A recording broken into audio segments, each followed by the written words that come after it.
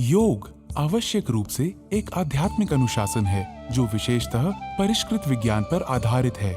यह स्वस्थ जीवन के लिए एक कला और विज्ञान है।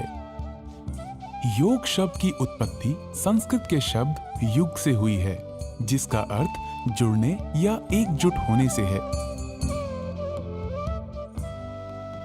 यौगिक लेखों के आधार पर योग का अभ्यास व्यक्तिगत चेतना को सार्वभौमिक चेतना के साथ मिलन करने के लिए अग्रसर करता है।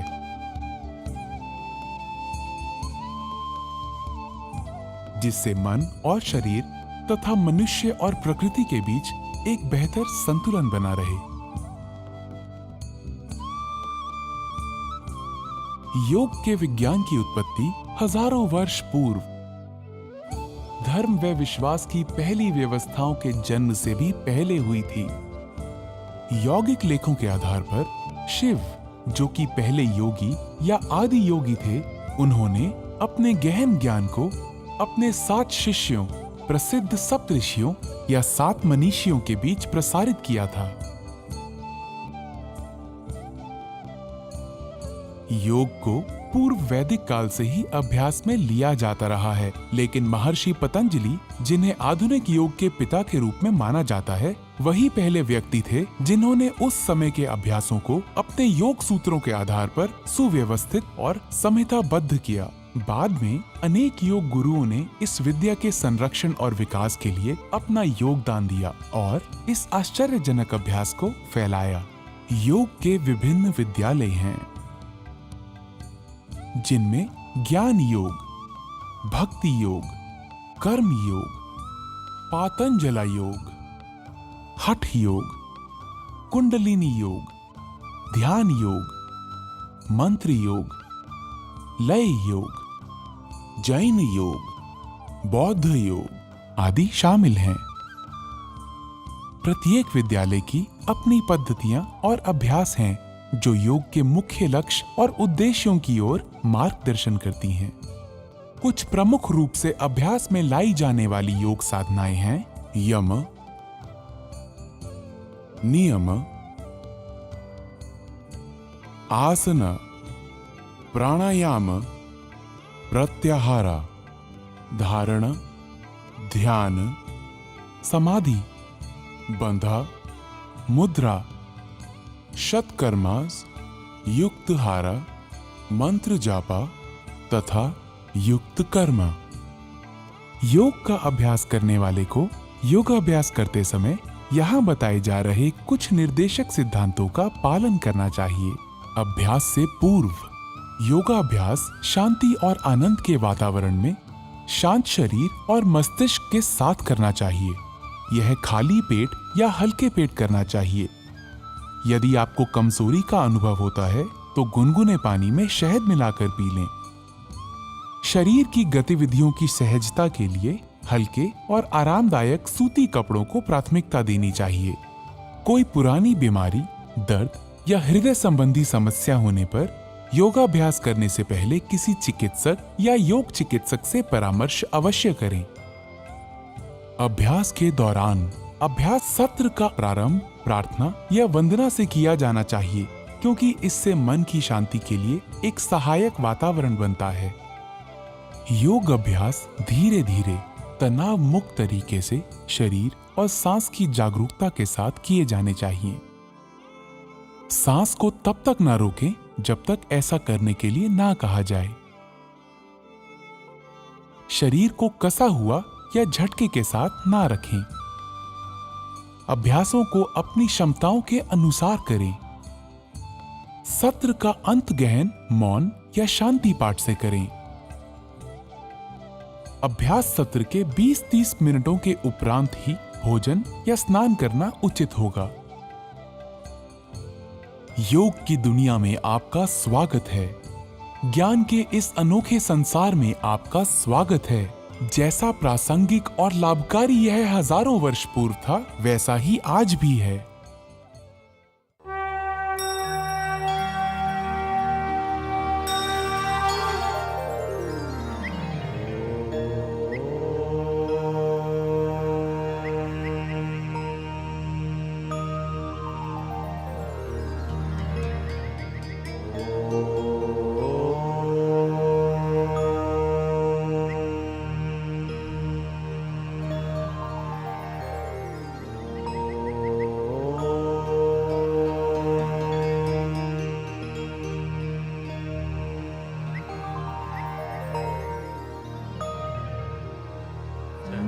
सङ्गच्छध्वं संवदध्वं सङ्गच्छध्वं संवदध्वं संवो मनांसि जानताम् संवो मनांसि जानताम् देवाभागं यथा पूर्वे देवाभागं यथा पूर्वे सञ्जानाना उपासते सञ्जानाना उपासते सञ्जानाना उपासते सञ्जानाना उपासते सञ्जानाना उपासते सञ्जानाना उपासते।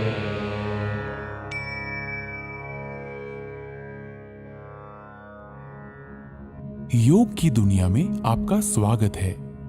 आइए अब हम योग साधना का अभ्यास चालन क्रियाओं यानी शिथिलता अभ्यासों से करते हैं, जो शरीर में सूक्ष्म रूप से रक्त संचार को बढ़ाते हैं। गर्दन का व्यायाम, गर्दन को आगे और पीछे झुकाना। सचेत मुद्रा में खड़े हों। पैरों को आरामदायक स्थिति में फैलाएं तथा हाथों को कमर पर रखें। सांस छोड़ें तथा सिर को धीरे धीरे आगे की ओर झुकाएं और थोड़ी को छाती से स्पर्श कराने का प्रयास करें। सांस भीतर लें तथा सिर को उतना पीछे ले जाएं जितना आराम से जा सके और सांस भीतर लिए हुए सिर को वापस आगे लाएं। गर्दन को बाहिनी तथा दाहिनी ओर झुकाना। सांस छोड़ें तथा सिर को धीरे धीरे दाहिनी तरफ झुकाएं। कान को कंधे के उतना अधिक निकट ले जाएं जितना संभव हो। सांस भीतर लें तथा सिर को सामान्य स्थिति में लाएं। सांस छोड़ें तथा सिर को बाईं तरफ झुकाएं। सांस भीतर लें तथा सिर को वापस सामान्य स्थिति में लाएं। दाहिनी और बाहिनी ओर घुमाना। सांस छोड़ें तथा सिर आराम से दाहिनी तरफ इतना घुमाएं कि थोड़ी कंधे की सीध में आ जाए। सांस भीतर लें तथा सिर को वापस सामान्य स्थिति में लाएं। सांस छोड़ें तथा सिर को बाईं तरफ घुमाएं। सांस भीतर लें तथा सिर को वापस सामान्य स्थिति में लाएं। गर्दन को घुमाना। सिर को आगे की ओर झुकाकर थोड़ी को छाती से स्पर्श कराने का प्रयास करें। सांस भीतर लें तथा सिर को घड़ी की सुइयों की दिशा में घुमाएं। सिर नीचे की ओर जाते समय सांस छोड़ें। सिर को घड़ी की सुइयों की विपरीत दिशा में घुमाएं। गर्दन के चारों ओर खिंचाव, गर्दन के जोड़ों और मांसपेशियों के शिथिलन तथा गर्दन के तनाव के दूर होने की अनुभूति करें। गर्दन में दर्द और स्पॉन्डिलाइटिस की शिकायत वाले लोगों को यह व्यायाम आराम से करना चाहिए। स्कंद संचालन। दोनों पैर परस्पर मिले हुए हों। पैर से सिर तक के हिस्से को सीधा रखें। भुजाओं को बगल में रखें। श्वास खींचते हुए बगल से दोनों भुजाओं को अपने सिर से ऊपर उठाएं। हथेलियां ऊर्ध्व दिशा में हों। श्वास छोड़ते हुए दोनों भुजाओं को बगल में वापस ले आएं। जब हाथों को सिर से ऊपर उठाएं तो ध्यान रखें कि वे सिर को स्पर्श ना करें। इसी तरह जब हाथों को नीचे लेकर आएं तो इस बात का ध्यान रखें कि जांघों को वे स्पर्श ना करें। उंगलियों को मिलाते हुए दोनों हथेलियों को पूरी तरह खोलें।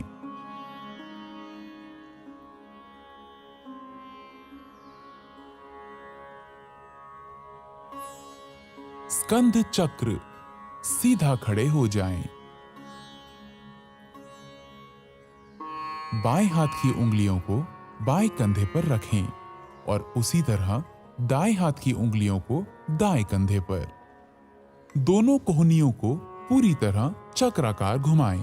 आगे की ओर कोहनियों को घुमाते हुए वक्ष स्थल के सामने स्पर्श कराने की कोशिश करें और जब कोहनियों को घुमाएं तो उन्हें कानों के समीप ले जाने की कोशिश करें। इसी तरह विपरीत दिशा में भुजाओं को खींचते हुए घुमाएं और कोशिश करें कि इस दौरान भुजाएं शरीर को स्पर्श करें। इस क्रिया को बाएं से दाएं अर्थात घड़ी की सुई की विपरीत दिशा में 5 बार दोहराएं। इस क्रिया के अभ्यास से हड्डियां, मांसपेशियां और स्कंध क्षेत्र की तंत्रिकाएं स्वस्थ रहती हैं। यह अभ्यास गर्दन की रीढ़ की हड्डी की अपकर्षक अर्थात सर्वाइकल स्पॉन्डिलाइटिस बीमारी को दूर करने में सहायक है। धड़ को घुमाना। पांवों को परस्पर 2 फुट की दूरी पर रखें।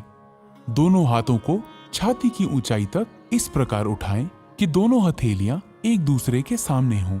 सांस छोड़ें। शरीर को दाहिनी तरफ इतना घुमाएं कि बाईं हथेली दाहिने कंधे को स्पर्श कर ले। सांस भीतर लेते हुए वापस लौटें। अब सांस छोड़ें। शरीर को बाईं तरफ इतना घुमाएं कि दाहिनी हथेली बाएं कंधे को स्पर्श कर ले।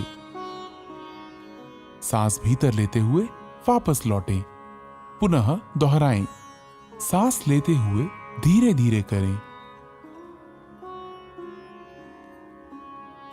मेरुदंड या डिस्क संबंधी समस्या होने पर तथा मासिक धर्म के दौरान यह व्यायाम ना करें। खड़ी मुद्रा में विश्राम करें। घुटनों को चलाना। सांस भीतर लें। अपनी भुजाओं को कंधों तक उठाएं। सांस छोड़ें। घुटने मोड़ें तथा अपने शरीर को शून्य की मुद्रा में नीचे लाएं। सांस भीतर लें और शरीर को सीधा करें। 2 बार और दोहराएं। इस व्यायाम से घुटने तथा कूल्हे के जोड़ मजबूत होते हैं। अत्यधिक आर्थराइटिस की समस्या होने पर इस व्यायाम को छोड़ दें। हाथों को नीचे लाते समय सांस छोड़ें। आइए अब योगासना की तरफ बढ़ें। ताड़ासन। ताड़ का अर्थ है ताड़ का पेड़। पैरों को परस्पर 2 इंच की दूरी पर रखें। उंगलियों को आपस में जकड़ें तथा कलाइयों को बाहर की तरफ मोड़ें। सांस भीतर लें तथा भुजाओं को ऊपर उठाते हुए कंधों की सीध में ले जाएं। एड़ियों को भूमि से ऊपर उठाएं और अंगूठों पर संतुलित हों। इस स्थिति में 10 से 15 सेकंड तक रहें। ये आसन शरीर में मजबूती लाता है, रीढ़ से जुड़ी तांत्रिकाओं के संकुलन को ठीक करने में सहायता देता है और गलत मुद्राओं को ठीक करता है। सांस छोड़ें। एड़ियों को नीचे लाएं। उंगलियों की जकड़न को खोलें। हाथों को धड़ के समांतर नीचे लाएं और खड़े होने की मुद्रा में वापस आएं। वृक्षासन। वृक्ष का अर्थ है पेड़। दोनों पैरों में 2 इंच की दूरी बनाकर खड़े हो जाएं। आंखों के सामने किसी बिंदु पर ध्यान केंद्रित करें। श्वास को शरीर के बाहर छोड़ते हुए दाएं पैर को मोड़कर उसके पंजे को बाएं पैर की अंदरूनी जांघ पर रखें। अभ्यास करते समय ध्यान रखें कि एड़ी मूलाधार अर्थात पेरिनियम क्षेत्र से मिली होनी चाहिए। गहरी श्वास लेते हुए दोनों हाथों को ऊपर की ओर ले जाएं और हथेलियों को परस्पर मिलाएं। इस स्थिति में 10 से 15 सेकंड्स तक रहें। इस दौरान सामान्य रूप से श्वास प्रश्वास करें। यह आसन तंत्रिका तंत्र की स्नायुओं को बेहतर और शरीर को संतुलित बनाता है। आर्थराइटिस रोग से ग्रसित होने पर इस आसन का अभ्यास ना करें। श्वास छोड़ते हुए हाथों एवं दाएं पैर को मूल अवस्था में वापस लेकर आएं। इस आसन का अभ्यास बाएं पैर से भी करें। बाएं पैर को मोड़कर उसके पंजे को दाएं पैर की अंदरूनी जांघ पर रखें। श्वास खींचते हुए दोनों हाथों को ऊपर की ओर ले जाएं और हथेलियों को परस्पर मिलाएं।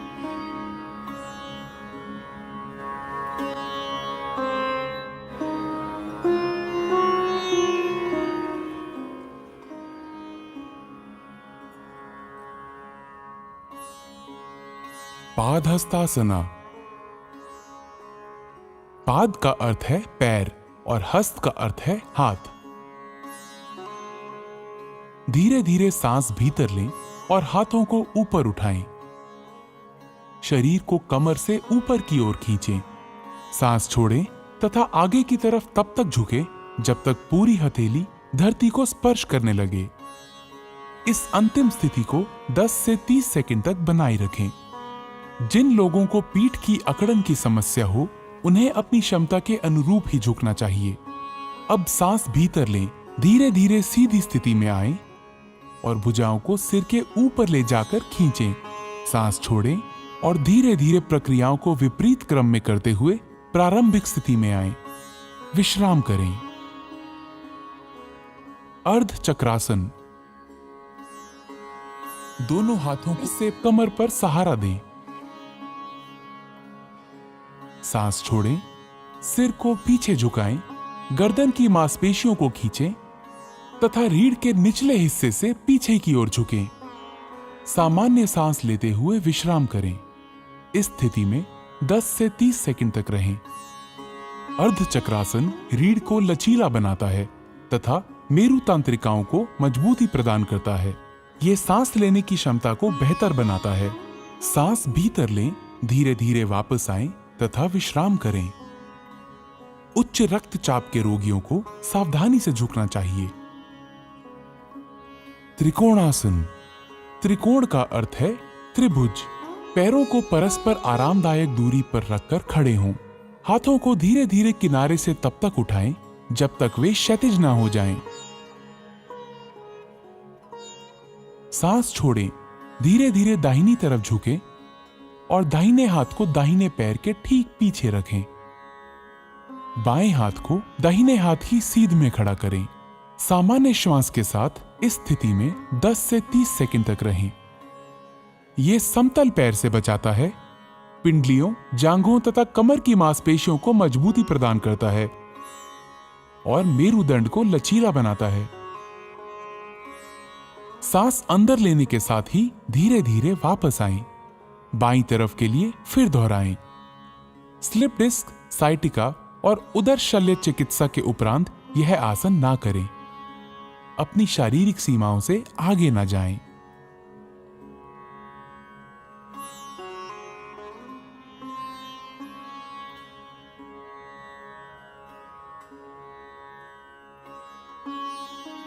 भद्रासन।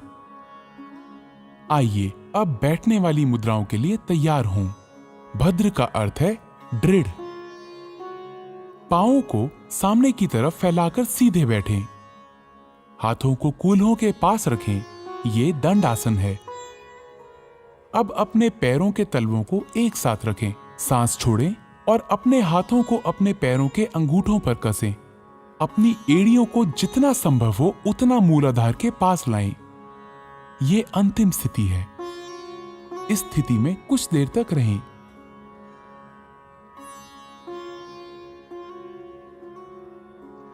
भद्रासन शरीर को दृढ़ रखता है और मस्तिष्क को स्थिर करता है। अब अपने पैरों को खींचें और विश्राम की अवस्था में आएं। एक्यूट आर्थराइटिस अथवा साइटिका होने पर यह अभ्यास ना करें। वज्रासन। सर्वप्रथम दंडासन में बैठ जाएं। पैरों को मोड़ते हुए एड़ियों पर बैठ जाएं। जांघों को सटा कर रखें एवं अंगूठे एक दूसरे से सटे हुए हों। हाथों को घुटनों पर रखें। सिर से पांव तक शरीर को सीधा रखें। इस आसन को वज्र आसन कहते हैं।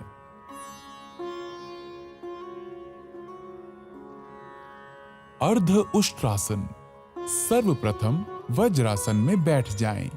घुटनों के बल खड़े हो जाएं। हाथों को कमर पर इस प्रकार रखें कि अंगुलियां जमीन की ओर हों। कोहनियों एवं कंधों को समानांतर रखें। अब सिर को पीछे की तरफ झुकाते हुए ग्रीवा की मांसपेशियों को खींचें। श्वास को अंदर खींचते हुए धड़ को जितना संभव हो सके उतना झुकाएं। श्वास बाहर छोड़ते हुए इस स्थिति में शिथिल हो जाएं। सामान्य रूप से श्वास प्रश्वास करते हुए इस स्थिति में 10 से 30 सेकंड तक रुकें। इस योगाभ्यास से पीठ और गर्दन की मांसपेशियां मजबूत होती हैं। कब्ज एवं पीठ दर्द से मुक्ति मिलती है। श्वास खींचते हुए वापस वज्रासन में बैठ जाएं। शिथिल हो जाएं। उष्ट्रासन। वज्रासन में बैठ जाएं। घुटनों को जमीन पर टिकाते हुए अपने दोनों पैरों की जांघ और पंजों को आपस में मिला लीजिए। घुटनों और पंजों के बीच कुछ इंचों की दूरी रखते हुए घुटनों के बल खड़े हो जाएं। श्वास खींचते हुए धीरे से पीछे की ओर झुकें। धीरे धीरे दाहिने हाथ से दाहिनी एड़ी और बाएं हाथ से बाईं एड़ी को पकड़ने का प्रयास करें। इस बात का ध्यान रखें कि पीछे झुकते समय गर्दन को झटका ना लगे। उष्ट्रासन दृष्टिकोण में अत्यंत लाभदायक है। यह पीठ एवं गर्दन के दर्द से आराम दिलाता है। यह उदर एवं नितंब की वसा को कम करने में सहायक है। उच्च रक्तचाप, हृदय रोगी व हर्निया के मरीजों को यह आसन नहीं करना चाहिए। श्वास खींचते हुए पुनः वज्रासन में बैठ जाएं। शिथिल अवस्था में आ जाएं। शशांकासन। शशांक का अर्थ है शशक या खरगोश। दोनों घुटनों को दूर फैलाएं जबकि अंगूठों को परस्पर स्पर्श करने दें। हथेलियों को घुटनों के बीच रखें। सांस छोड़ें और उन्हें धीरे धीरे पूरी लंबाई में खींचें। आगे झुकें और थोड़ी को भूमि पर रखें। भुजाओं को समांतर रखें। सामने देखें और मुद्रा को बनाए रखें। यह तनाव और गुस्से को कम करने में सहायक है। सांस भीतर खींचें और उठें। सांस छोड़ें और वज्रासन में वापस आएं। अपने पैरों को वापस विश्रामासन में लाएं। ऑस्टियोआर्थराइटिस के रोगियों को यह सावधानी के साथ करना चाहिए।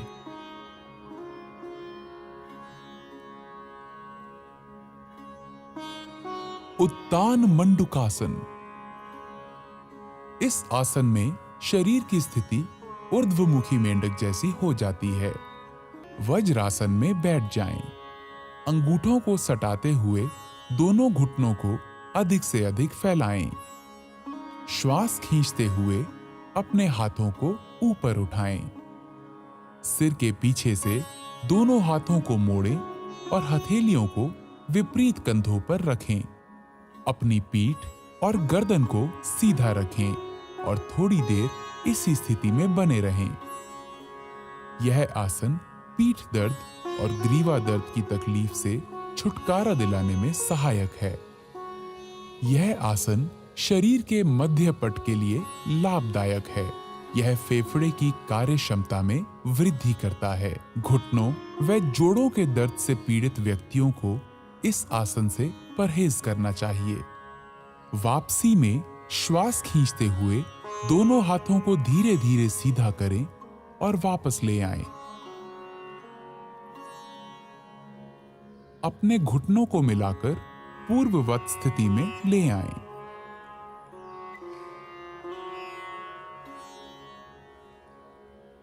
वक्रासन। वक्र का अर्थ है टेढ़ा या मुड़ा हुआ। दाहिनी टांग को मोड़ें और दाहिने पैर को बाएं घुटने के साथ रखें। बाईं भुजा को दाहिने घुटने पर लपेटें और हथेली को दाहिने पैर के पास रखें। सांस छोड़ें। शरीर तथा गर्दन को दाहिनी तरफ मोड़ें। इस मुद्रा में आराम से रहें। अपना सर पीछे घुमाएं। सांस छोड़ते हुए अपने हाथ बाहर निकालें। पैरों को सीधा फैलाएं। अब वापस आएं और विश्राम आसन में विश्राम करें। यह आसन मेरुदंड के लचीलेपन को बढ़ाता है। यह कब्ज तथा अपच दूर करने और मधुमेह के प्रबंधन में सहायक है। इसे दूसरी तरफ के लिए दोहराएं।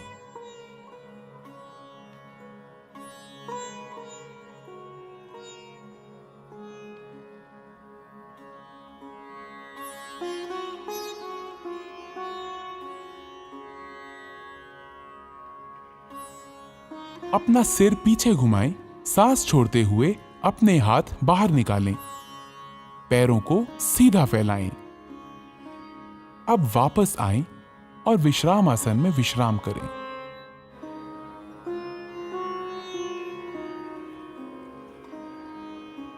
मकर आसन। मकर का अर्थ है मगरमच्छ। पेट के बल इस प्रकार लेट जाएं कि टांगे एक दूसरे से दूर हों तथा पैर बाहर की ओर हों। दोनों बाहें मोड़ लें तथा दाहिने हाथ को बाएं हाथ पर रखें। अपने सिर को हाथों पर रख लें। आराम करें। यह मकर आसन है। यह आसन सभी अधोमुखी मुद्राओं में विश्राम के लिए किया जाता है। यह पीठ के निचले हिस्से को आराम पहुंचाता है। भुजंगासन। अब अधोमुखी मुद्राओं के लिए तैयार हों। भुजंग का अर्थ है सर्प या कोबरा। पेट के बल लेट जाएं, सिर को हाथों पर रखें और शरीर को आराम से रहने दें। अब टांगों को आपस में जोड़ें और बाहों को खींचें। माथे को भूमि पर रखें। अब अपनी हथेलियों को छाती के पास रखें और कोहनियों को उठाएं। सांस भीतर लें और थोड़ी तथा नाभि के हिस्से तक छाती को ऊपर उठाएं। यह भुजंगासन है। यह आसन तनाव के प्रबंधन के लिए सर्वोत्तम है। यह पीठ दर्द तथा श्वास संबंधी समस्याओं से निपटने में सहायक है। सांस छोड़ें, अपने माथे को भूमि पर रहने दें तथा बाहों को खींचें। अपनी टांगे फैलाएं, हथेलियां ऊंची करें तथा अपने सर को हथेलियों पर रखें और आराम करें। शलभासन। शलभ का अर्थ है पतंगा या टिड्डा। पेट के बल लेट जाएं, टांगे आपस में जोड़ लें। थोड़ी को भूमि पर रखें।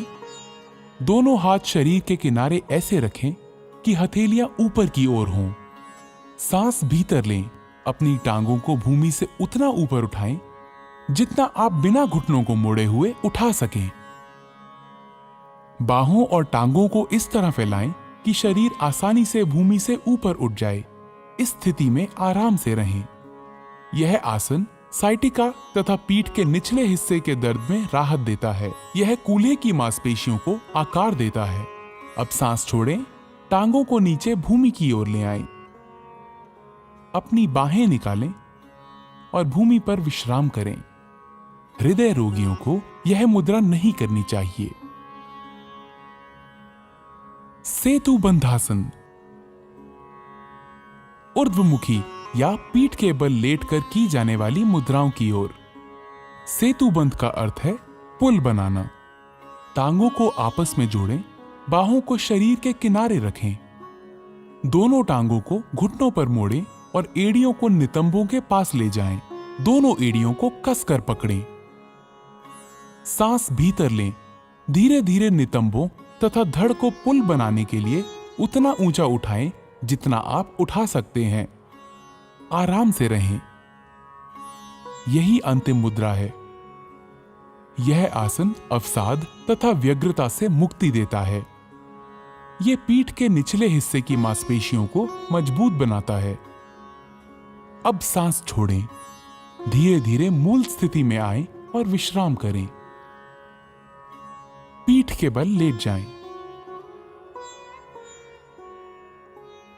कृपया ध्यान रखें, गर्भावस्था के बाद की तिमाहियों वाली महिलाएं इस आसन का प्रयोग ना करें। उत्तान पादासन। इस आसन में पीठ के बल लेटकर पैरों को ऊपर उठाया जाता है। इसी कारण इस आसन का नामकरण उत्तान पाद आसन हुआ है। जमीन पर आराम से पीठ के बल लेट जाएं। पैरों की स्थिति सीधी हो और हाथों को बगल में रखें। श्वास लेते हुए घुटनों को बिना मोड़े धीरे धीरे अपने दोनों पैरों को ऊपर उठाएं और 30 डिग्री का कोण बनाएं। सामान्य रूप से श्वास प्रश्वास करते हुए इस अवस्था में कुछ देर बने रहें। श्वास छोड़ते हुए धीरे धीरे अपने दोनों पैरों को नीचे लाएं और जमीन पर रखें। यह आसन नाभि केंद्र अर्थात नाभि मणि चक्र में संतुलन स्थापित करता है। अर्ध हलासन। इस आसन में शरीर की स्थिति खेतों की जुताई करने वाले भारतीय हल की अर्ध आकृति जैसी हो जाती है। इसी कारण इसका नाम हल आसन पड़ा है। पीठ के बल लेट जाएं। दोनों हाथ जांघों के बगल में रखें और हथेलियां जमीन पर टिका दें। घुटनों को बिना मोड़े अपने पैरों को धीरे धीरे ऊपर उठाएं। सर्वप्रथम अपने पैरों को 30 डिग्री तक उठाएं। तत्पश्चात 60 डिग्री का कोण बनाएं। अब धीरे धीरे पैरों को 90 डिग्री के कोण की स्थिति में ले आएं। यह अर्ध हलासन की पूर्ण स्थिति है। इस अवस्था में शरीर की स्थिति नितंब से कंधे तक सीधी होनी चाहिए। धीरे धीरे अपने पैरों को वापस जमीन पर लाएं। ध्यान रहे वापसी की स्थिति में सिर जमीन से ऊपर ना उठे। यह आसन गहरे तनाव से ग्रस्त व्यक्तियों के लिए अत्यंत लाभदायक है, परंतु उन्हें बड़ी सावधानी पूर्वक यह आसन करना चाहिए। पीठ के निचले हिस्से के दर्द से पीड़ित व्यक्तियों को दोनों पैरों के साथ इस आसन को नहीं करना चाहिए। पवन मुक्त आसन। दोनों घुटने मोड़ें तथा जांघों को छाती के पास लाएं। उंगलियों को आपस में जकड़ लें और घुटनों के नीचे पिंडलियों को अच्छी तरह पकड़ लें। सिर तथा कंधे उठाएं और घुटनों को थोड़ी से छूने का प्रयास करें। यह पवन मुक्त आसन है। यह कब्ज दूर करता है, उदर वायु से मुक्ति दिलाता है और पीछे की मांसपेशियों तथा मेरु तंत्रिकाओं को ठीक करता है। अपना सिर पीछे लाएं, सांस छोड़ें। अपनी टांगों को सीधा फैलाएं। आराम करें। उदर की चोटों, हर्निया, साइटिका तथा गर्भावस्था में यह अभ्यास ना करें।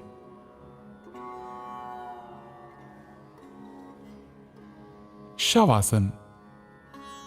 शव का अर्थ है मृत शरीर। यह आसन संपूर्ण विश्राम के लिए किया जाता है। अपनी भुजाओं और टांगों को फैलाकर आराम से पीठ के बल लेट जाएं। हथेलियां ऊपर की ओर हों। आंखें बंद कर लें। पूरे शरीर को जागृत भाव से विश्राम दें। प्राकृतिक श्वास से परिचित हों। इसे लयबद्ध और धीमा होने दें। ताजगीपूर्ण और निश्चिंतता की अनुभूति होने तक इस अवस्था में रहें। यह आसन सभी प्रकार के तनावों से मुक्ति देता है और शरीर तथा मस्तिष्क दोनों को विश्राम देता है। यह तनाव तथा उसके परिणामों के प्रबंधन में बहुत सहायक है।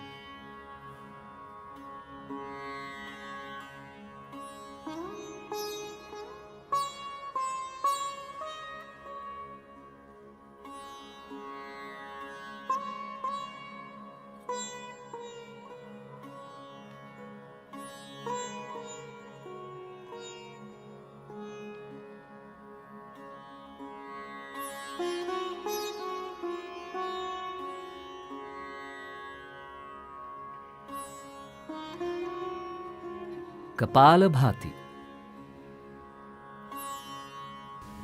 यह मस्तिष्क के अग्रभाग के श्वसन केंद्रों को उत्तेजित करता है। ध्यान की किसी भी मुद्रा में बैठ जाएं। आंखें बंद करें और पूरे शरीर को विश्राम दें। गहरी सांस भीतर लें, सीना फुलाएं। सांस को उदर की मांसपेशियों के बलशाली संकुचन से बाहर निकालें। शांत रूप से सांस भीतर लेना और सक्रिय रूप से बाहर निकालना जारी रखें।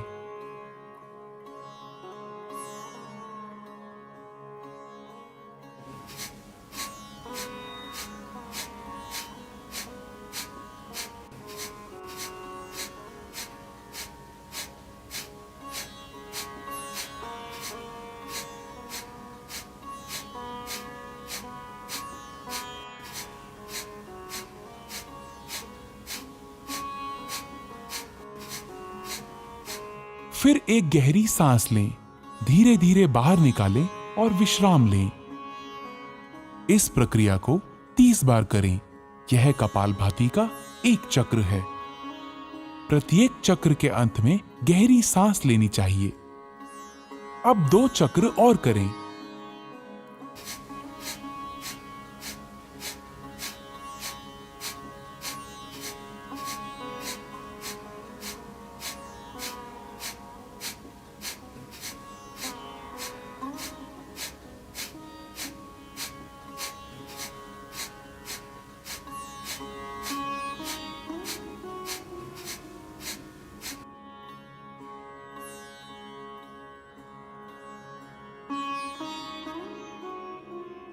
कपालभाति सामने की वायु नलिकाओं को स्वच्छ करता है।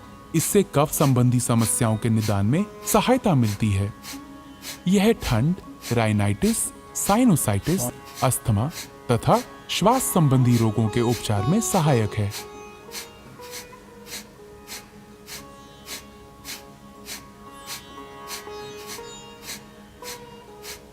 कृपया ध्यान रखें, हृदय संबंधी परेशानियों, उच्च रक्तचाप, चक्कर आना, माइग्रेन, स्ट्रोक, हर्निया तथा गैस्ट्रिक अल्सर होने पर इसका अभ्यास ना करें। प्राणायाम, नाड़ी शोधन या अनुलोम विलोम प्राणायाम। क्रमशः बाएं तथा दाएं नासिका छिद्रों से सांस लेना है। ध्यान की मुद्रा में बैठ जाएं। मेरुदंड सीधा रखें, सिर ऊंचा तथा आंखें बंद हों। शरीर को कुछ गहरी सांसें लेकर आराम की स्थिति में लाएं। बाईं हथेली को बाएं घुटने पर ज्ञान मुद्रा में रखें। दायां हाथ नासाग्र मुद्रा में होना चाहिए। दाएं अंगूठे को दाहिने नासिका छिद्र पर रखें। बाएं नासिका छिद्र से श्वास अंदर लें, फिर इसे बंद कर लें। दाहिने नासिका छिद्र से श्वास बाहर निकालें।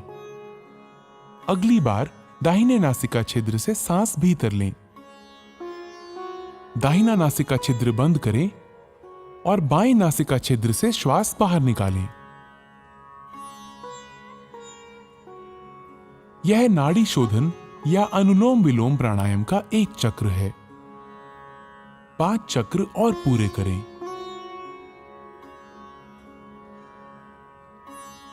जो अनुलोम विलोम प्राणायाम प्रारंभ करने वाले नए लोग हैं, उनके लिए श्वास अंदर खींचने और बाहर करने का समय समान होना चाहिए।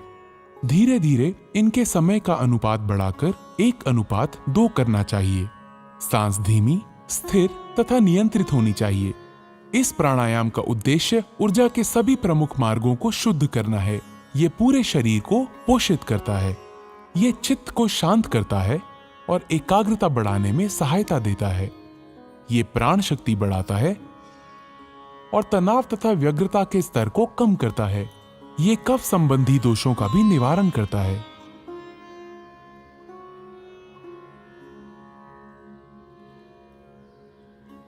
शीतली प्राणायाम। शीत का अर्थ है ठंडा। यह प्राणायाम साधक के चित्त को शांत करता है और मन की व्याग्रता को दूर करता है। शीतली प्राणायाम अपने नाम के अनुरूप शरीर और मन को शांति प्रदान करता है। पद्मासन अथवा किसी भी आरामदायक आसन में बैठ जाएं। अंजलि मुद्रा अथवा ज्ञान मुद्रा की अवस्था में अपने हाथों को घुटनों पर रख लें। जीभ को किनारों से मोड़कर ट्यूब की आकृति जैसा बना लें। इस ट्यूब नुमा जीभ से सांस लेते हुए जितना हो सके वायु को फेफड़ों में भरें और मुंह बंद कर लें और दोनों नासिका रंध्रों से धीरे धीरे श्वास छोड़ें। शीतली प्राणायाम रक्त को शुद्ध करता है। यह शरीर में शीतलता प्रदान करता है। उच्च रक्तचाप वाले व्यक्तियों के लिए यह विशेष लाभप्रद है। यह भूख और प्यास का शमन करता है। कफ और पित्त के कारण होने वाली अपच और अन्य व्याधियों को दूर करता है। यह त्वचा और नेत्र के लिए लाभदायक है। ठंड, कफ अथवा तुंडिका शोथ अर्थात टॉन्सिलाइटिस के मरीजों को यह प्राणायाम नहीं करना चाहिए।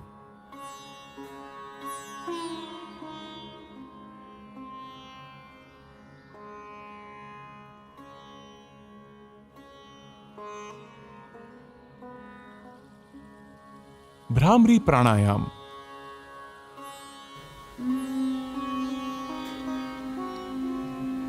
भ्रमर भौरे को कहते हैं। इस प्राणायाम में श्वास छोड़ने के समय जो ध्वनि निकलती है वो भौरे के भुन भुन से मिलती जुलती लगती है। दोनों नासछिद्रों से गहरी सांस भीतर लें।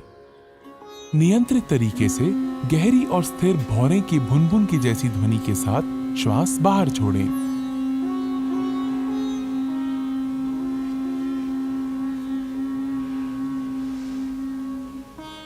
यह भ्रामरी प्राणायाम का एक चक्र है। 2 बार और दोहराएं।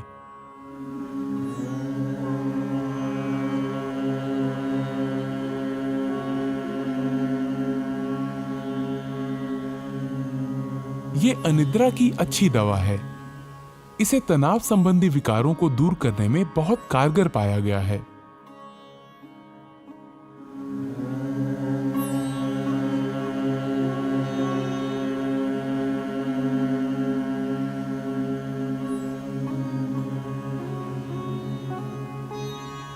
अब भ्रामरी को षण्मुखी मुद्रा में करें। अपने कानों को अंगूठों से बंद कर लें। अब तर्जनी को अपनी आंख पर, मध्यमा को नासापुटों पर तथा अनामिका और कनिष्ठिका उंगलियों को अपने होठों पर रखें। अपनी नाक खोलें और दोनों छिद्रों से श्वास भीतर लें। नियंत्रित गति से धीरे धीरे भौरे की भुनभुन सी आवाज करते हुए श्वास छोड़ें।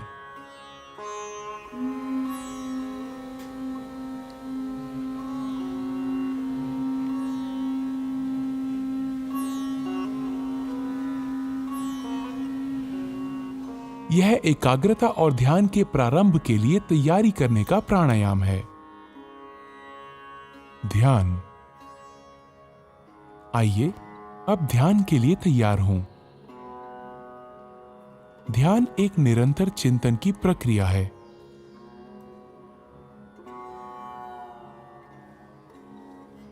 ध्यान की किसी भी मुद्रा में बैठें। अपने मेरुदंड को आरामदायक स्थिति में सीधा रखें।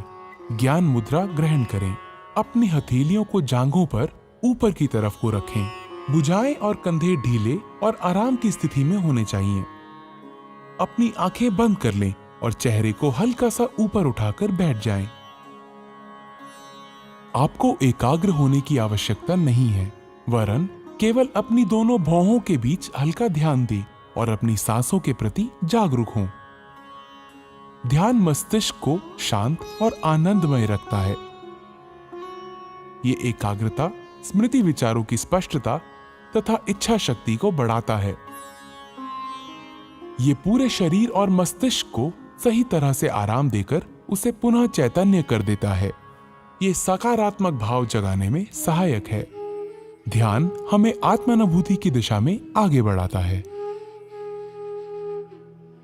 ध्यान की स्थिति में बने रहें।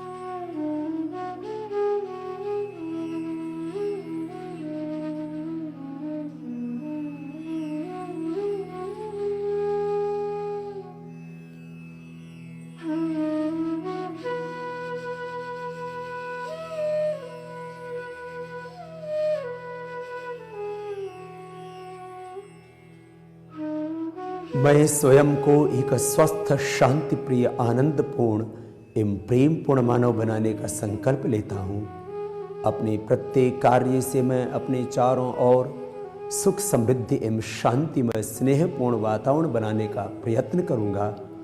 मैं अहम एवं अज्ञान केंद्रित जीवन के स्थान पर योगमय व विवेकपूर्ण जीवन जीते हुए विश्व बंधुत्व एवं एकत्व के भाव के साथ पूरे विश्व को स्वयं में समाहित करने का पूर्ण पुरुषार्थ करूँगा। मैं वसुधैव कुटुंबकम एवं सह अस्तित्व के सिद्धांत के प्रति पूर्ण आस्था रखते हुए सबके प्रति कृतज्ञ भाव से आत्मत व्यवहार व आचरण करूँगा।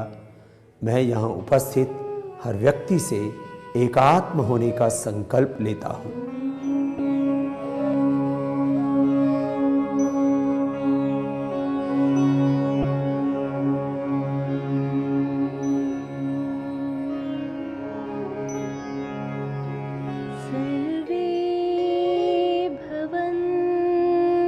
सुखिनः सर्वे सन्तु निरामयाः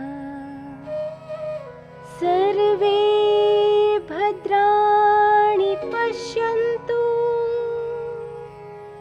मा कश्चित् दुःखभाग् भवेत्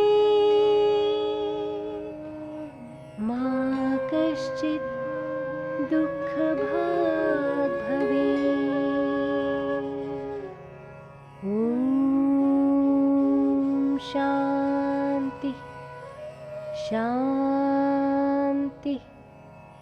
शान्ति।